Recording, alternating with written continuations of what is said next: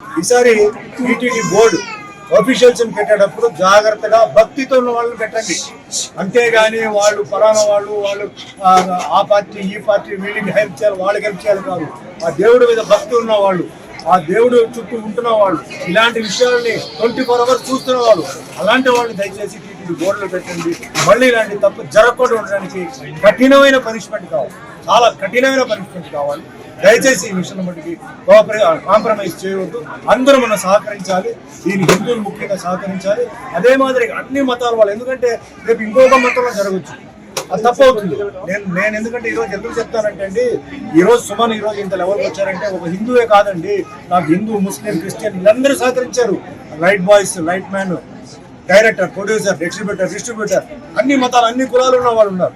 So అందరినీ నేను మనసులో పెట్టుకుని చెప్తున్నాను, ఏ మతం అయినా ఏదైనా సరే వాళ్ళు తప్పు జరగకూడదు. ఈ విషయంలో కఠినంగా శిక్షించాలి.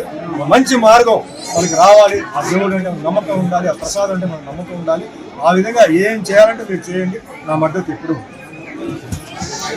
ఈరోజు ఏంటంటే తిరుమల లడ్డు అండి. నేనేమంటానంటే తిరుమల లడ్డు వెరీ ఇంపార్టెంట్, కానీ అన్ని మతాల్లో మనకి ఏంటంటే చర్చ్, దర్గా ఉన్నాయి. అక్కడ అన్ని చోట్ల కూడా ఏంటంటే ప్రసాదాలు ఇవన్నీ చేస్తుంటారు.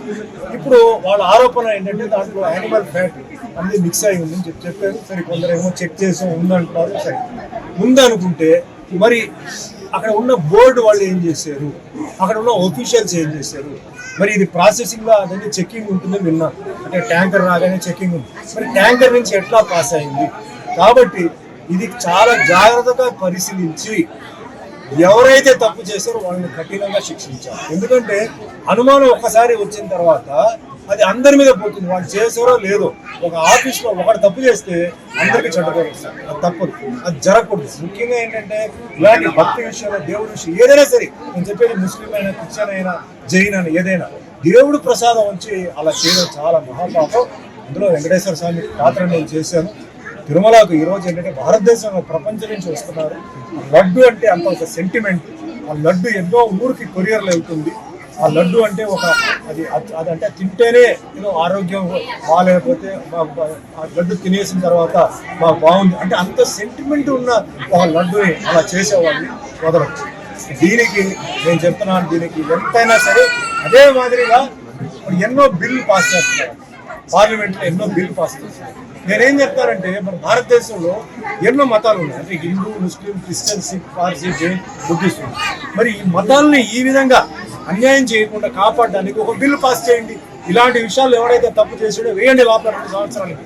అది ఎంతో మంది మనోభావాన్ని అది ఇబ్బంది పెడుతుంది, కష్టపడుతుంది.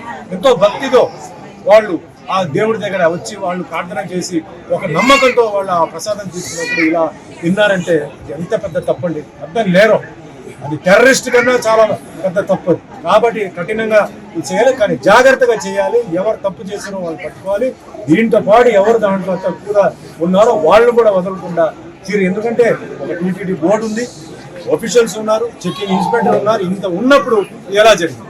సో ఖచ్చితంగా దీనికి ఏ లెవెల్ అయినా సరే సీఎం చంద్రబాబు నాయుడు గారు, డిప్యూటీ సీఎం పవన్ కళ్యాణ్ గారు ఇది వదలకూడదు. ఇది ముఖ్యంగా హిందువులకి చాలా అవమానం, హిందువుకు చాలా వాళ్ళ మనసుని దెబ్బ కొట్టేట అవుతుంది. కాబట్టి ఇది ఖచ్చితంగా ఫాలో అప్ చేయాలి, దీన్ని వదలకూడదు. ఎవరైతే చేశారో వాళ్ళని కఠినంగా శిక్షించి వాళ్ళు ఏం చేయాలో ఖచ్చితంగా చేయాలి. దానికి నా సపోర్ట్ ఎప్పుడు